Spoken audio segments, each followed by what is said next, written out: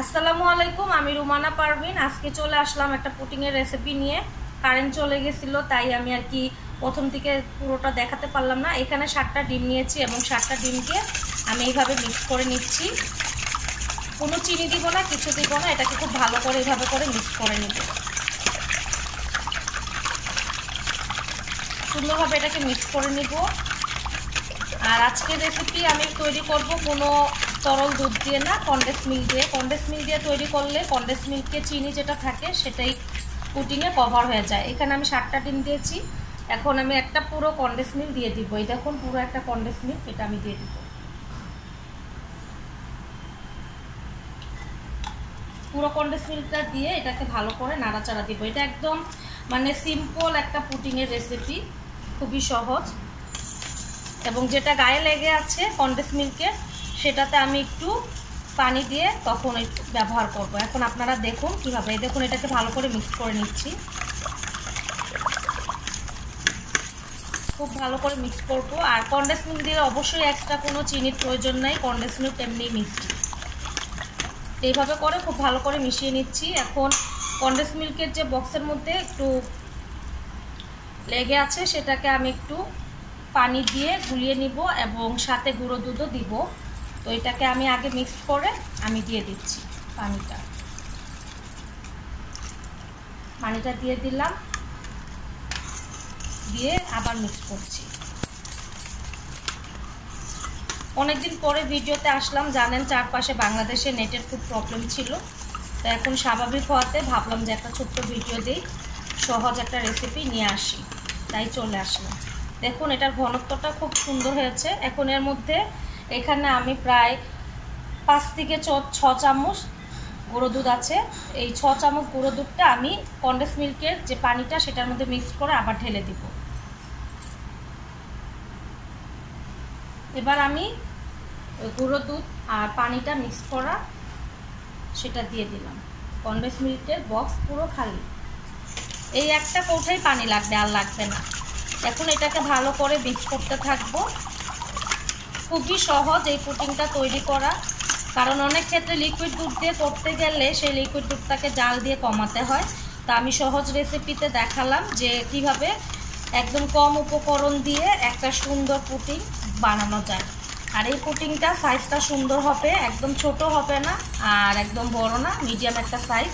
আমার মোল্ডের যে মাপটা সেটা হচ্ছে 8 ইঞ্চি মোল্ড এবং হাইটটা 2 ইঞ্চি। দেখুন, এটাকে ভালো করে মিক্স করে নিয়েছি। এবার যেটা দিব সেটা হচ্ছে গিয়ে, এটা পড়ে গেল, এটাকে তুলে দিতে হবে। তো এটাকে তুলে আমি রেখে দিচ্ছি এক পাশে। এবার আমি দিয়ে দিচ্ছি, এখন দিয়ে দিব আমি কাস্টার্ড পাউডার। কাস্টার্ড পাউডারটা হচ্ছে গিয়ে যে আপনি আপনার পছন্দ অনুযায়ী দিতে পারেন, এটা হচ্ছে অপশনাল।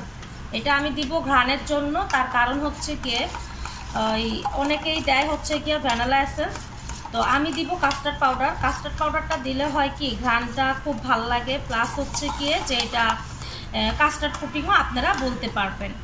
খুবই সুন্দর এবং সহজ একটা রেসিপিতে এই পুটিংটা আপনারা বাসায় তৈরি করে খেলেই বুঝতে পারবেন যে এটা কতটা মজার। তো আমি এবার কাস্টার্ড পাউডারটা দিয়ে দিচ্ছি। ঘ্রাণ আসবে এবং কালারটাও সুন্দর আসবে পুটিংয়ে। আমার সব প্রসেস শেষ।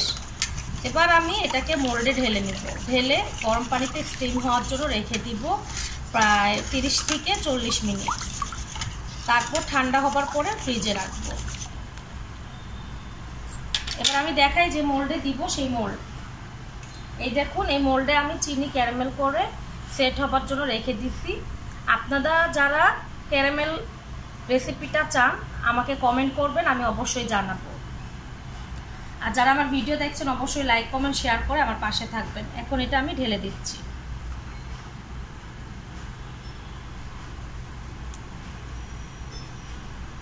সবটুকু ঢেলে দিলাম।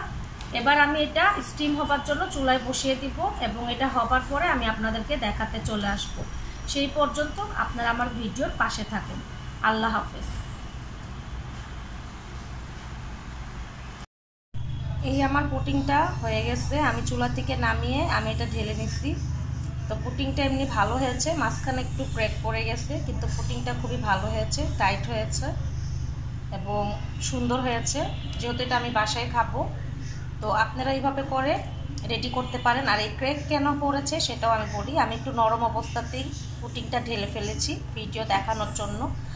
তো আপনারা সবাই ফ্রিজে রেখে পুরোপুরি ঠান্ডা করে তারপর ঢালবেন, এতে করে আপনার পুটিংয়ে ক্র্যাক পড়বে না। তো আমি এই জায়গাটাকে একটু সাজিয়ে নিই, তাহলে দেখা যাবে যে এই ক্র্যাকটা একটা ডিজাইন হয়ে গেল। তো আমি এই গোল্ডেন এইগুলো দিয়ে সুন্দর করে সাজিয়ে নিচ্ছি, দেখতে একটু সুন্দর লাগার জন্য। তো আপনারা অবশ্যই এরকম করবেন না। আমি গরম গরম একটু ঢেলে ফেলেছি, যার ফলে একটু ক্র্যাক পড়ে গেছে। আর হ্যাঁ, পুটিং তৈরি করতে আমার প্রায় 1.5 ঘন্টা লেগেছে, 1 ঘন্টায় রেডি হয়নি। কারণ এটা নির্ভর করে আসলে আমাদের চুলার আঁচের উপরে। আমি একটু অন্যান্য কাজে ব্যস্ত ছিলাম, পানিটা যদি একদম শুকিয়ে গিয়ে হাঁড়িতে লাগুক সেই চিন্তা করে আমি আর কি পানিটা একটু কমিয়ে, আমি চুলা কমিয়ে তারপর মানে অন্যান্য কাজ করেছি, তাই আমার 1.5 ঘন্টা লেগেছে। কিন্তু পুটিংটা কিন্তু খুবই সুন্দর হয়েছে। তো এই ক্র্যাকটা যেটা পড়েছে সেটার ভুলটা আমি সাজিয়ে ভুলটা শুধরে নিচ্ছি। গরম গরম অবস্থায় আমি বের করেছি বলেই মানে আমার এই ক্র্যাকটা পড়েছে। তো আপনারা অবশ্যই গরম গরম অবস্থায় বের করবেন না। এই দেখুন, এগুলো কিন্তু হার্ড, কিন্তু আমি যেহেতু গরম গরম আমি বের করেছি তাই এটা একটু ক্র্যাক পড়ে গেছে। তো আমি একটু সাজিয়ে নিচ্ছি। আর আমার ছেলেরা মানে এইভাবে এই জিনিসটাকে গোল্ডেন এটা মানে খুব পছন্দ করে।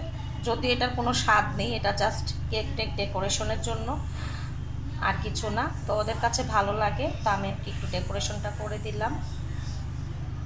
এবং এই পুটিংটা অ্যাকচুয়ালি আমার ছোট ভাই রিয়াদ ওর বার্থডে উপলক্ষে তৈরি করা। আজকে কেক আর তৈরি করিনি, সবসময় তো কেক রেডি থাকে করি। তারপরে কারফিউ অবস্থায় আমি যেখান থেকে কিছু ক্রিম আনি সেই দোকানগুলোতে আমি খবর লাগিয়েছি, সেগুলো দোকান বন্ধ। যে জায়গায় আছে সে জায়গায় গোলাগুলি তারপরে মারামারি অনেক হয়েছে, তো যার কারণে ওনারা আর কি আর ইয়ে করেননি। তো কারফিউ অবস্থায় যে যার সেফটি মতোই কাজ করেন, উদ্যোগকে চালিয়ে নিয়ে যান। আমরা অনলাইন যারা বিজনেস করি তাদের জন্য অনেক বড় একটা ধাক্কা খেয়েছি। এই কারফিউ অবস্থায় আমাদের অনেক লস হয়েছে। তো আজকের এই ভিডিওটা আশা করি ভালো লাগবে। দেখুন, পুটিংটা কিন্তু খুবই সুন্দর হয়েছে। একটু কাছে নিয়ে দেখাই, দেখুন ডিজাইনটা, মানে ভুলটা মানে আমি শুধরে নিলাম, তাই না? তো আপনারাও চেষ্টা করবেন বাড়িতে এইভাবে পুটিং বানিয়ে খাওয়ার। এরকম ক্র্যাক না পড়ার জন্য অবশ্যই আপনারা পুরোপুরিভাবে ঠান্ডা করে তারপর ঢালবেন, তাহলে কিন্তু একদম কোনো ধরনের ফাটল, কোনো ধরনের মানে এই ধরনের মানে কোনো সমস্যায় পড়তে হবে না। এই দেখুন, আর আমি যেহেতু একটা কনডেন্স মিল্কে 7টা ডিম ব্যবহার করেছি, আপনারা চাইলে 8টা ডিম ব্যবহার করতে পারেন, এতে করে পুটিংটা আরও ভালো হবে। তো আজকের ভিডিও এই পর্যন্তই, আশা করি আপনাদের ভালো লাগবে, এভাবে আমার পাশে থাকবেন।